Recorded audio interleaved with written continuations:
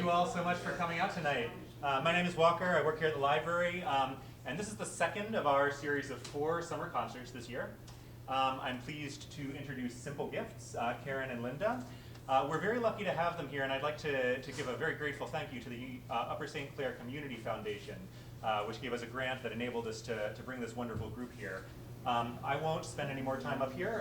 Rather, I'll just turn things over to Simple Gifts. Please join me in welcoming them.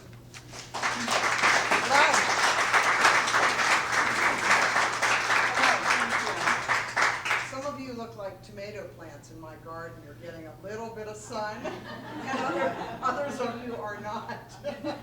So some of them are going to grow. Yeah, and some of them won't. All right, I'm going to say right off the bat, this is like my favorite situation to play in, where you're no sound system and the audience is really close. Yes. And so I'm prepared to have fun. I hope you are too. And thank you, all of you that are on my team, for sitting on my side of the room. I know not many of you like Karen quite as much, but I appreciate that I've got a good team. Every one of them from here on over have twice the personality. All right, well, we're going to work our way through the instruments. We're starting with 2 fiddles. And the first piece is called Minka. It's Bulgarian, and it's in 7/8 meter, which means it's 7 beats, groups of 7 beats. And when you have these unusual meters, they're always broken into 3s and 2s. So it's a 3 and 2 2s. And Karen, who knows how to talk and play at the same time, which I've never figured out, will count at some point during it so that you hear where that rhythm is. Yeah, it's a really neat rhythm. We just don't have enough money to pay for that 8th beat yet.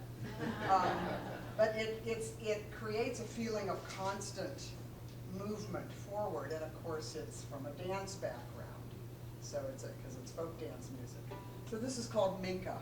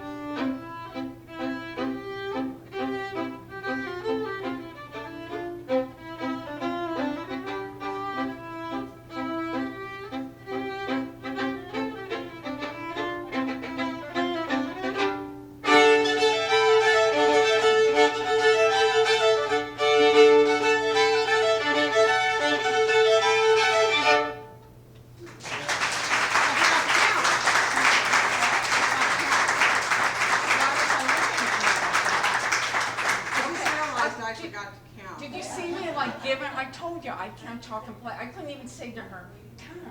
Or I would have gotten off. You know, I can't talk and play at the same time. And you see me giving her a look?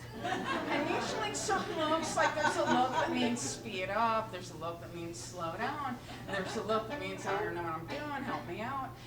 But the look of count. Yeah. You knew I wanted something when I was looking Well, at yeah, yeah. But my cats want something when they look at me too. Anyway, go ahead and play it now, count it. This might be clearer, actually. 1, 2, 3, 1, 2, 1, 2, 1, 2, 3, 1, 2, 1, 2, short, long, long, short, long, long, short.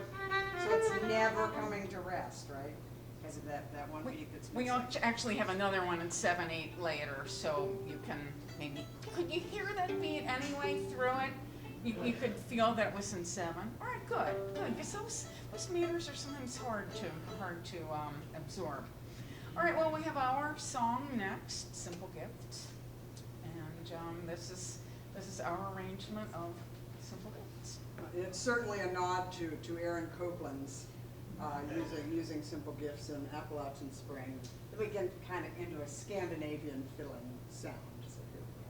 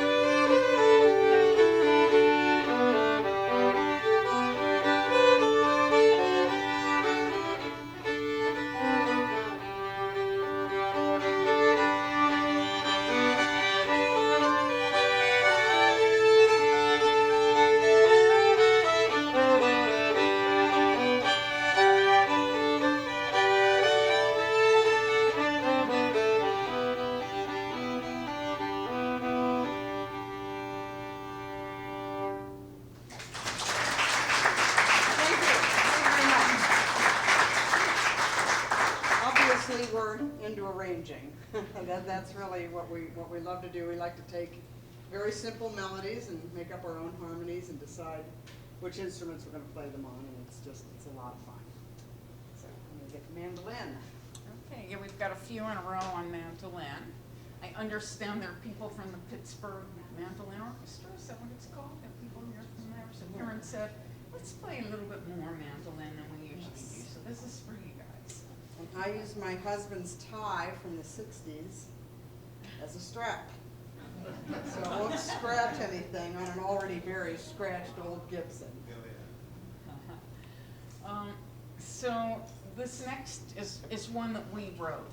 Generally, we always write the arrangements, but in this case we wrote the basic melody and the arrangement of it. And we wanted to write something that would sound exotic. We were intrigued with that 7/8 meter, and it was, let's see if we can write something in 7/8. So and then we wanted it to sound even more exotic, so we picked an exotic scale, which is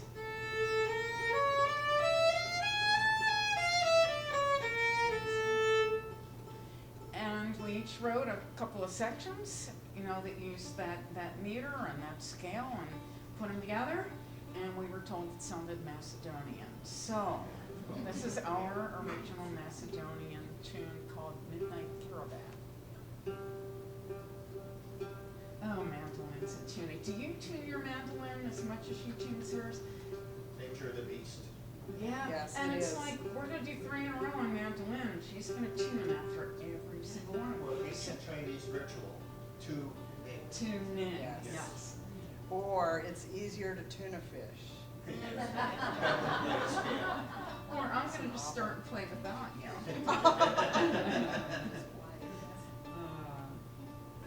Okay, here we go. So here we go. Another one in 7/8.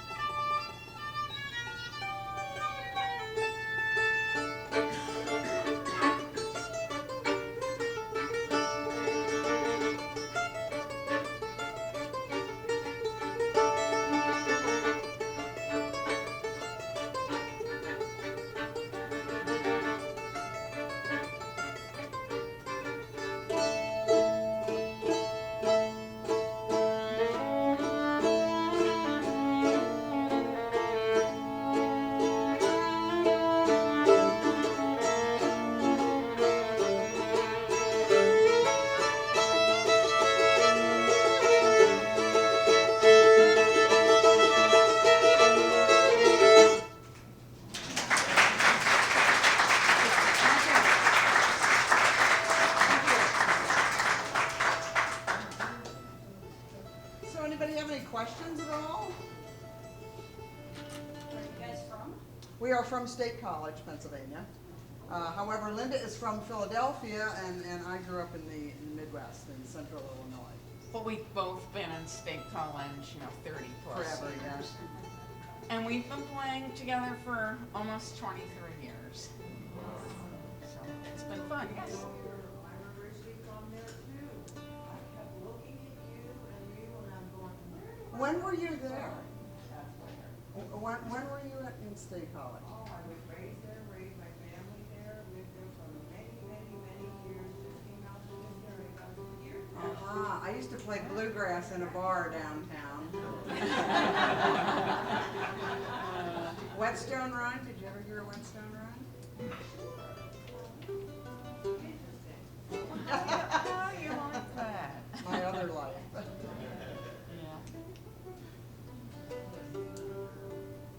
Any other questions, like maybe about what this instrument is or anything like that? Oh, somebody wants to know what this is. All right, in that case, I'll tell you. This is a hammer dulcimer, and you play it with hammers.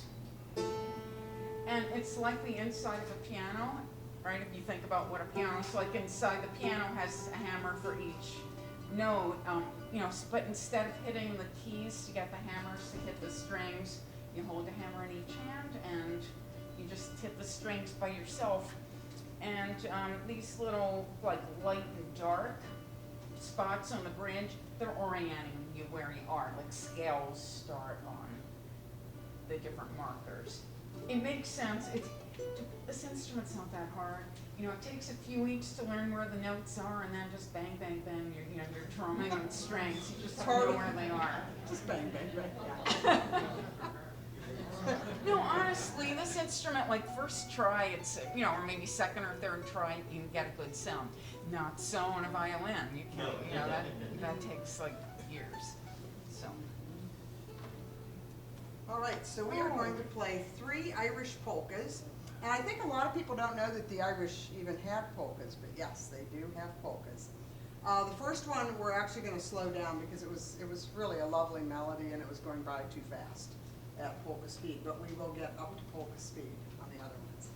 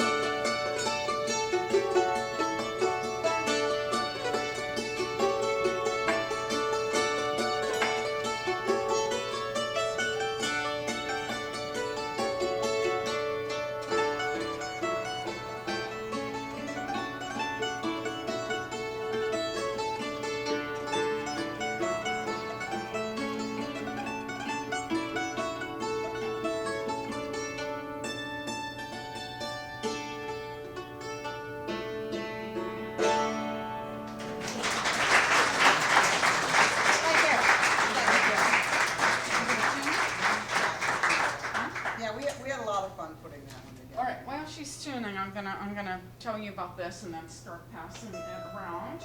This is our book with our picture on it, and I'm gonna start in the back. In the back, we have flyers that we would like to encourage you to take one. This flyer describes a musical weekend. Well, actually, I say twice a year we do a weekend near State College, where if you play an instrument, you go with your instrument for the weekend, and we have workshops, from Friday afternoon through Sunday. If you don't play an instrument, but like you always wanted to, okay, I'm talking to you people.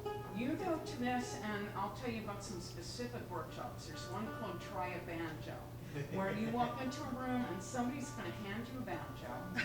You get a 1-hour lesson This is not on the it. beginning of a joke. No, it's not. No, this is the truth. Then they collect up the banjos, then they give you a fiddle, and you get an hour of fiddle, and they take them away, and then you get an auto harp. And it goes on like this, and there's drumming, and there's dancing. So it's just a lot of fun. So take one of those. All right, working backwards, here's our schedule of where we've been and where we're about to be. And then we have our card, if you'd like to know how to get in touch with us. And finally, in the front is our mailing list, so that we can, I send out an email once a month with our schedule for the next month, and also occasionally you would get something in the mail. There's a spot on the mailing list that it's a little cryptic about, well, if you play an instrument, to write what you play. What that question is really about is, when we have those folk music weekends, do you want to get the flyer in the mail? So even if you don't play anything, but you want the flyer, just say yes or interested, or just put something in there that we know we should send you the flyers when we're ready. Okay, are you in tune? Yeah, well, yes, I am. We're gonna play, 2 Greek tunes, and these two, we had a really good time arranging these. It was a major undertaking for us. The first piece is pretty accessible. It's in a major key, and it kind of sounds like a Zorba the Greek sort of a thing. The second one is in a 7/8 rhythm, but it's the reverse of the 1 2 3 1 2 1 2. It's 1 2 1 2 1 2 3. Gives it a very different feel, and it's a darker one. So just picture yourself on the shores of the Mediterranean. It's a beautiful day, and you're looking out across the water, and you look way far away. You can see that a storm is blowing. That's the 7/8, the storms in 7/8. All right.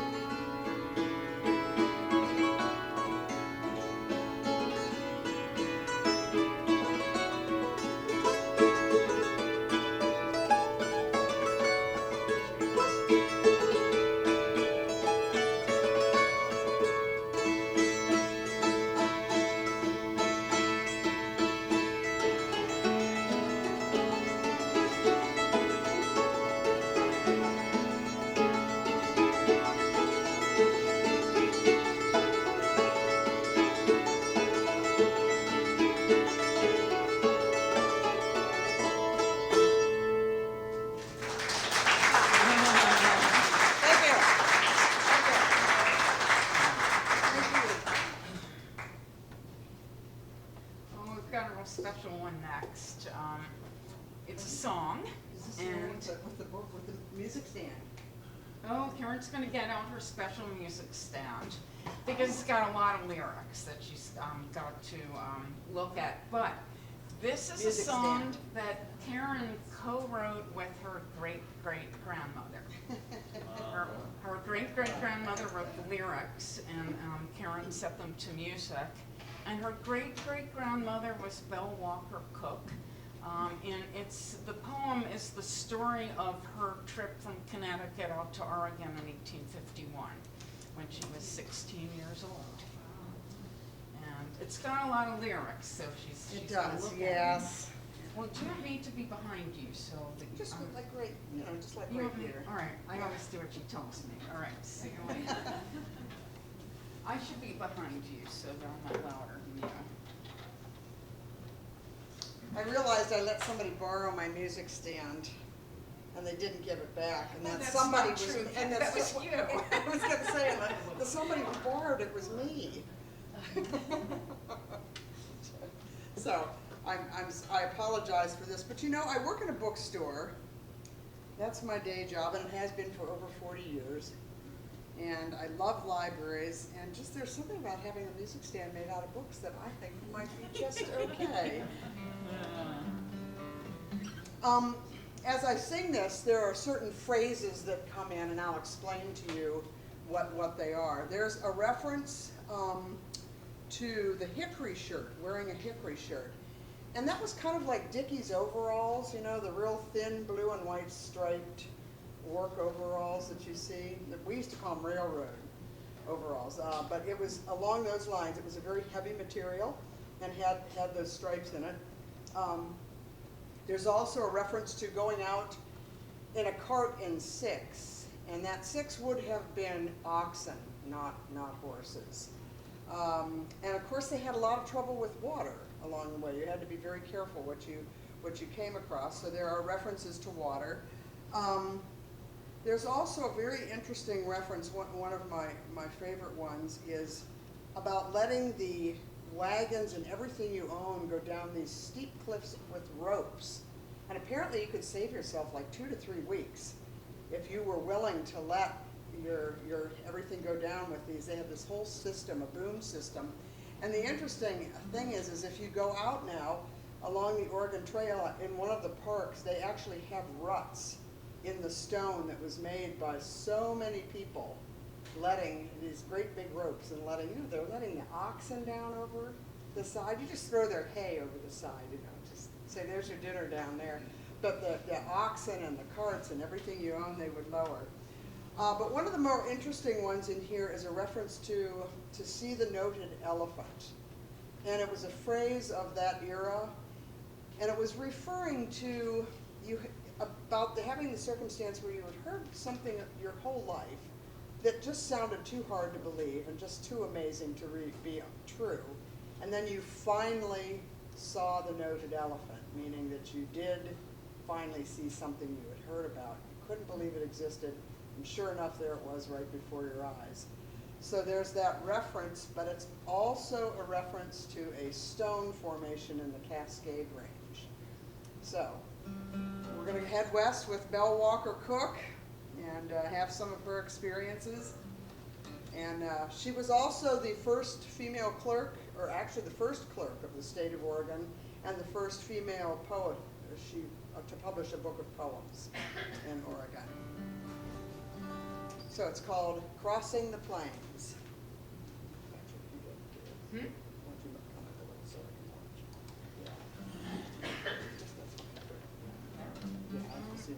Can I? Yeah. All right, no, I need to go this way. I need to get over here. Oh, sorry.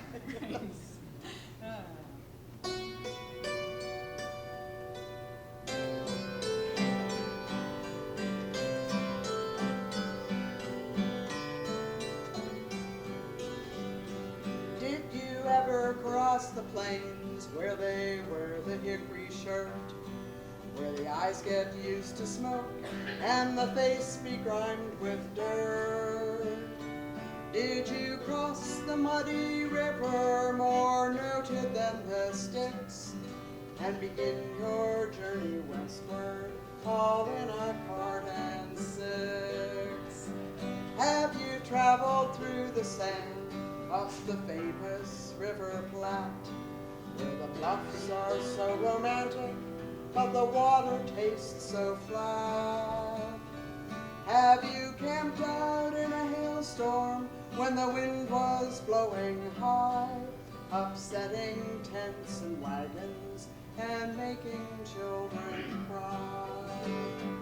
Did you get up in the morning feeling somewhat water-soaked and find your cattle missing?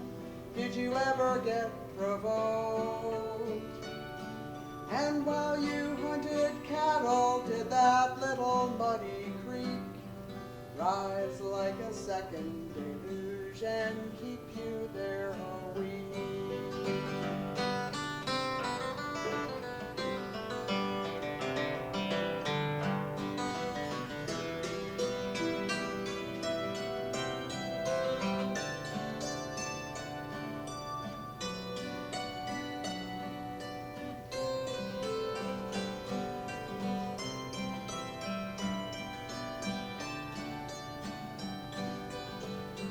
Have you seen vast herds of bison rolling like the mighty Maine?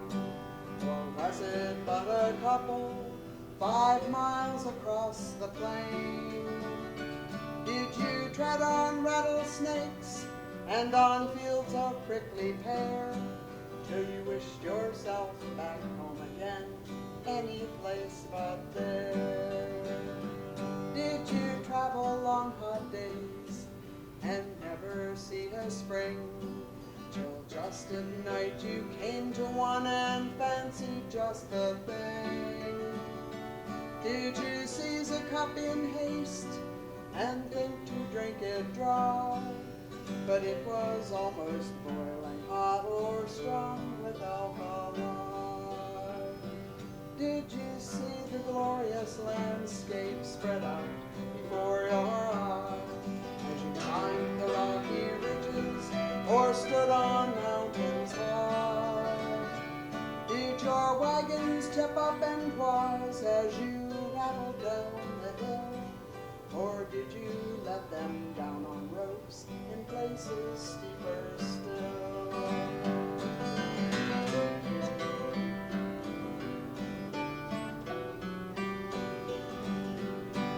And lastly, though not least, did you cross the Cascade Range and see the noted elephant the world would think so strange?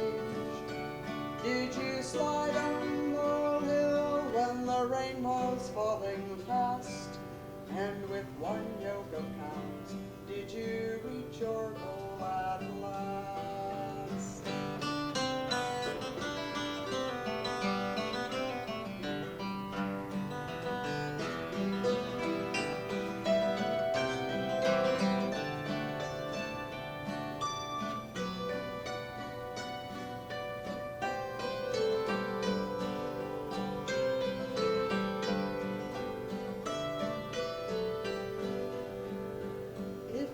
And did all this with 1,000 items more, I think it can't be doubted you are wiser than before.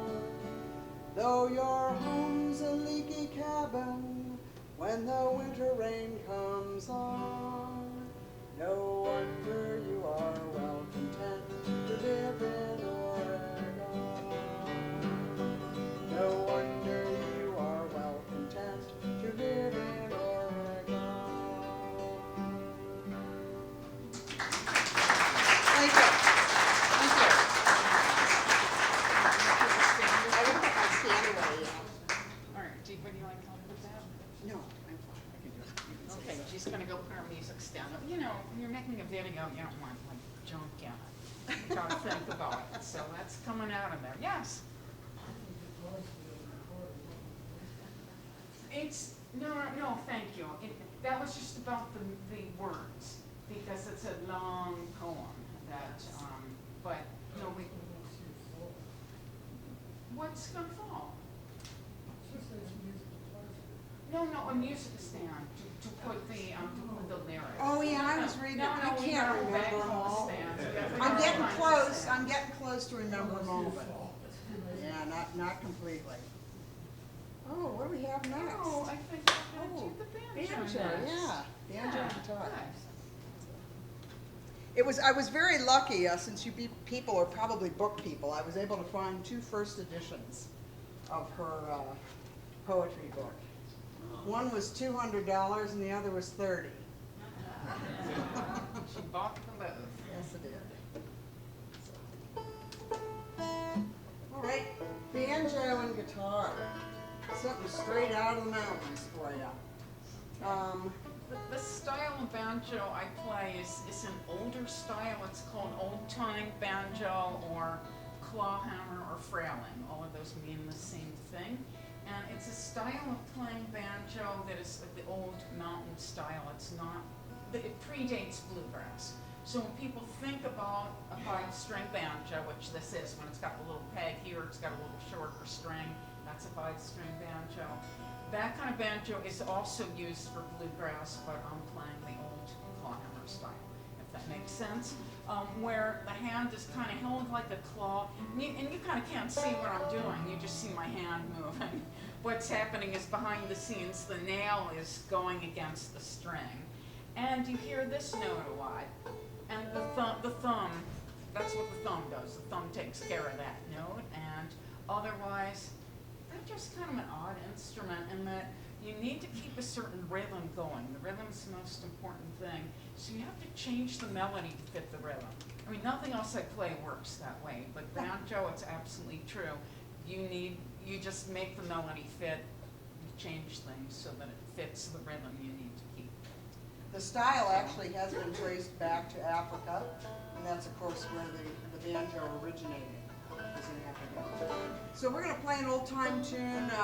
This is actually called Cluck Old Hen, and I kind of picture cold, wet, rainy day, and I'm sitting on the front porch of my cabin, and just sitting there with nothing to do, and chickens come around the side of the house, and you just have an opportunity to watch them, because they are rather odd. Or to talk to them too. You kind Yeah, of you like can to talk to them. Yeah, I don't would you? talk to them if I was Yeah. sitting there. And they would probably talk back. So here we go, Cluck Old Hen.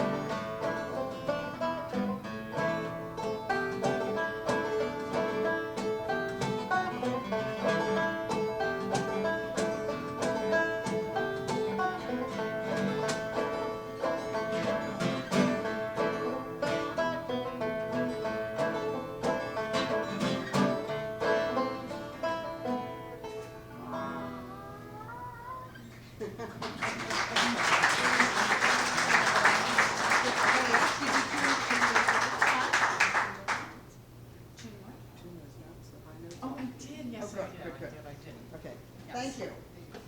We're allowed to own chickens now in State College, which is kind of interesting. They spend an awful lot of time talking about it and thinking about it. We can own, I think, up to 3 or 4 hens and no roosters.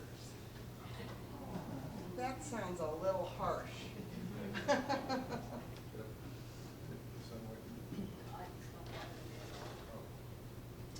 All right. So I sang a song about my heritage, and Linda is going to sing one about hers, and hers is very interesting. All right, I am 100% one thing. Most people are like part this and part that and part the other. I'm 100% Russian Jewish. All of my grandparents were born in Russia and came to the U.S. as adults. And in fact, my father was born there, but he was 4 years old when they came. And the language they spoke was Yiddish. That was the language when a lot of people are nodding, so maybe a lot of people had the same experience. When I was a kid, like basically everybody, I lived in Philadelphia in a very Jewish neighborhood where basically everybody of grandparent age spoke Yiddish. And they all had that same charming accent that you don't hear anymore when they spoke English. And then, you know, the parents' generation, like they just spoke Yiddish a little bit when, you know, when they didn't want the kinder to know what they were talking about. But we kinder, you know, figured out a little bit. I was sent to Yiddish school. Other kids went to Hebrew school. I went to Yiddish school because one grandmother never learned English, and I was to learn Yiddish so I could speak to her. So, in any case, not many people speak Yiddish anymore. The generation that spoke it so much has died off, and I like people to hear it, so I will sing you a song in Yiddish. And this is a bowed psaltery. Bowed, like played with a bow, bowed, psaltery, and psaltery spelled with a P, P-S-A-L-T-E-R-Y, and lots of parallel strings. They all end somewhere along the edge of the triangle, and you move the bow. You move the bow to the string you want to play. This side's like the white notes on the piano. The other side, see how 3, 2, 3, 2, they're grouped. That's like the black notes on the piano. I just play on this. You know, we're not fools. We arrange our own music. C major or A minor, and you're fine. You just get to stay on the one side. So there we go.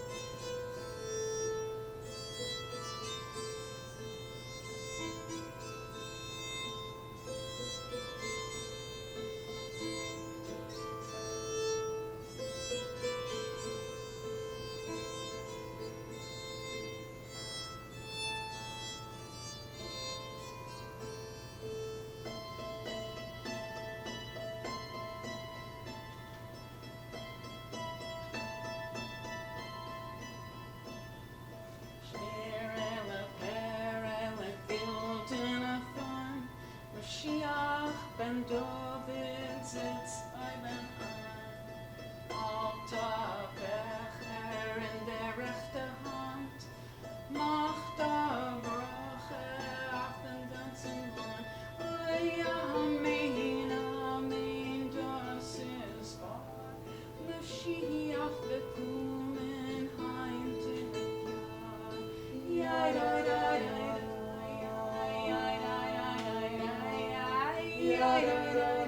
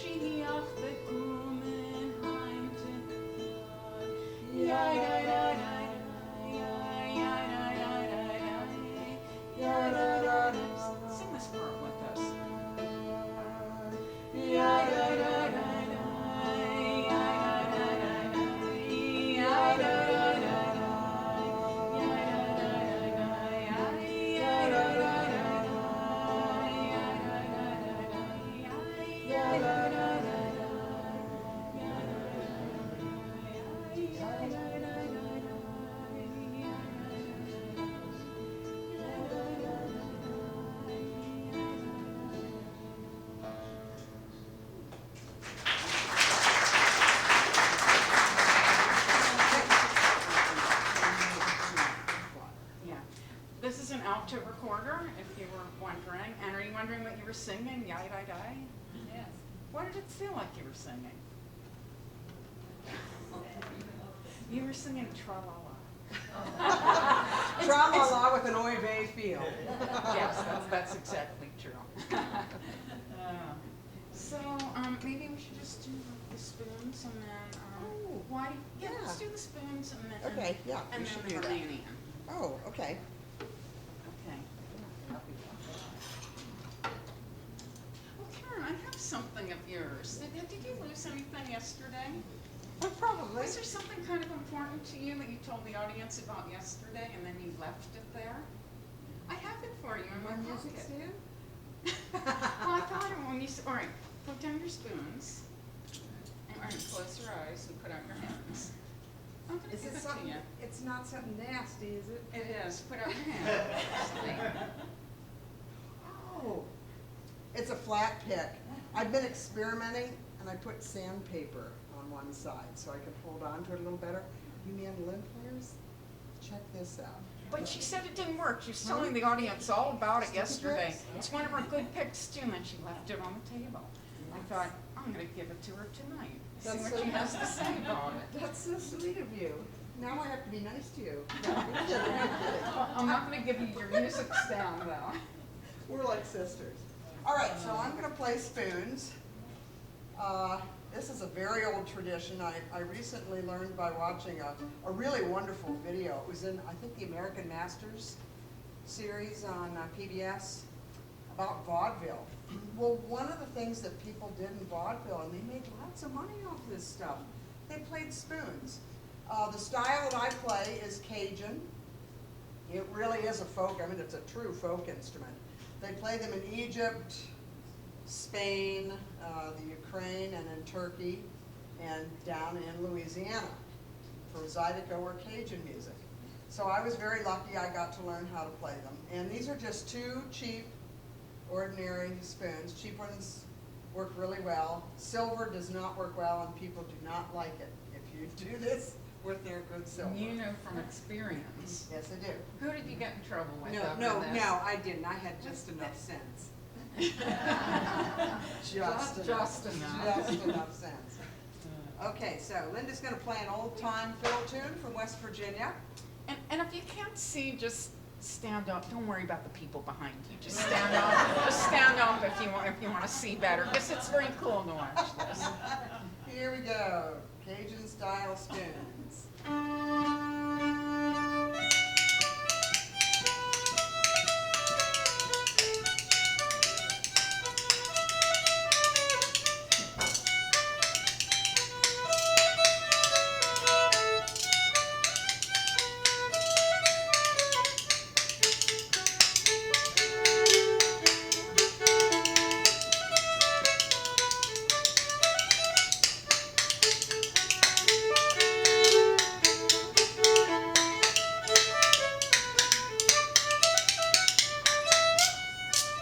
How many of you put cardboard in your bicycle spokes when you were younger? Same idea. This one, just learned this recently by watching a Three Stooges video. Curly, the guy with no hair, very good spoons player.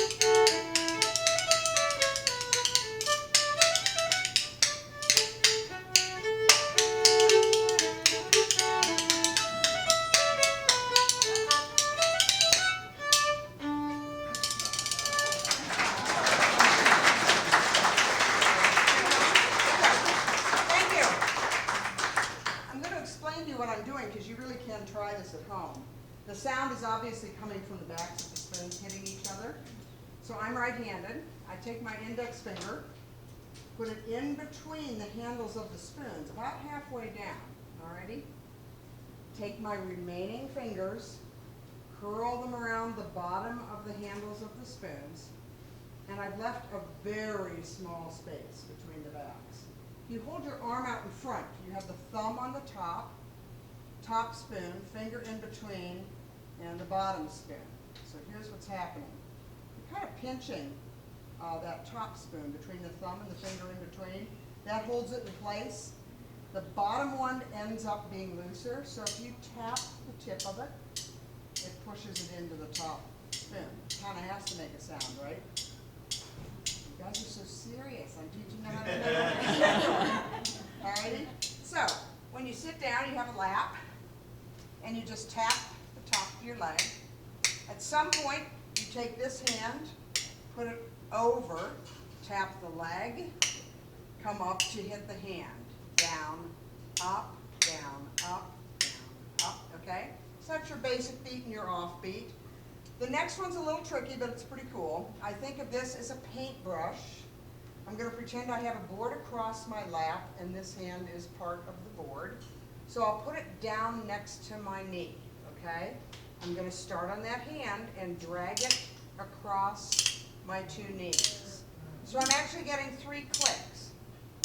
Then I'm going to bounce it back to my hand. So it's stroke across, and then 2, 3, and back to the hand. Stroke, 2, 3, 4, stroke, 2, 3, 4. Okay? The next one is the one I call the cricket. Big metal cricket. Okay? So what I'm doing is, I'm thinking of my fingers as spokes or wooden sticks coming out of the end of my arm. I'm leaving a big space between each finger, about the same amount of space.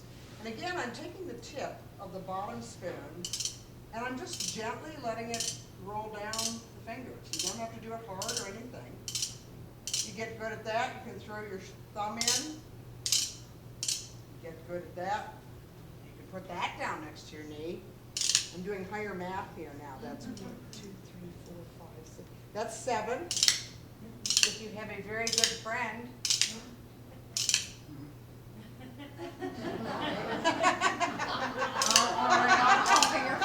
No response.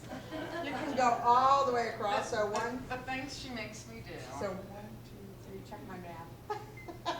5, 6, 7, 8, 9. Okay, listen to this. Just like that, all the way across. Ouch! Then the next one you do is you turn your hand up like this, and you do the Three Stooges one. And this one's actually really easy, but you kind of make it look like, you know, you gotta concentrate. But it's a great way to get a rest when you're playing them. You're just hitting the tops of your fingers and your thumb. And the last thing you do is you have to wash them off. So you've got, pretend you have a glass of hot soapy water. Stick your spoons down in, and just swish them around as fast as you can, okay? And that is spoons playing. Now I am showing you the traditional style, okay? That you can go into any restaurant and start doing this. And don't think I haven't. The best way to do it is to go into a restaurant that has a tablecloth, and you do it under the table. Open up the menu, and you just act like you're looking at the menu, and they have no idea where the sound Okay, is coming which from. one of us is the bad girl and which is the good girl? But we do make them where they're already joined, and there you just have to You hold just on. hold it any old way, and we sell these, we've got a bunch. Right. over on the- And you on the keep them in table. the car, and when you're in a traffic jam and somebody tries to butt in front of you, just go like that. I need to try that. Yeah. So that is Cajun style spoons. Okay, well, I think we have time for one more. Are there any questions before we end, though? How did you two come to play all these instruments? Oh, how did we come to play the instruments? You know, you start with one, and then there's another, and before you know, it's out of control. Sometimes at this Lack point, of focus. people start giving us instruments sometimes, and if somebody gives you something, you have to figure out how to play it. But both of us had lessons on violin. We started as kids, was the first instrument for each of us, and we're both self-taught on everything else.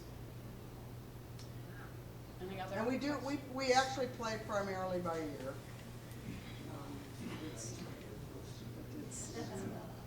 So I think the book only made it about halfway around. It always takes a while. Everything in the book is also on the table over here, and we have 6 CDs available as well, and we have the spoons. We have the simple joined ones, and then we have deluxe ones that are all kind of pretty. You can come up and look at them. And, you know, please do sign up on our mailing list. We get back to the area, you know, maybe about, you know, twice a year or so, and that way we can let you know when we're coming back. And we But- promise we will not divulge your information to anybody else other than us. But tomorrow, we're playing 2 more times tomorrow. So tomorrow, 11 o'clock upstairs, we're playing, it's a kid-oriented program, but anybody's welcome to come.